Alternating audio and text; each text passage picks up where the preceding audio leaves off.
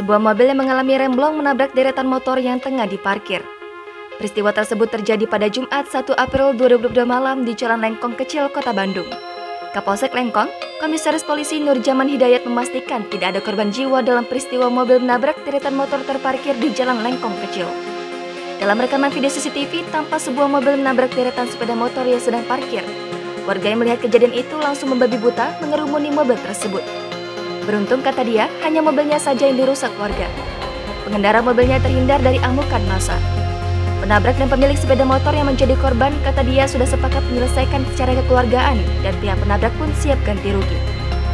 Sebelumnya, rekaman video CCTV sebuah kafe di Jalan Lengkong Kecil, Kota Bandung merekam sebuah mobil menabrak deretan sepeda motor yang sedang terparkir.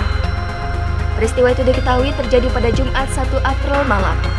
Dalam rekaman video CCTV itu terlihat sebuah mobil datang dengan kecepatan sedang langsung menabrak sejumlah sepeda motor.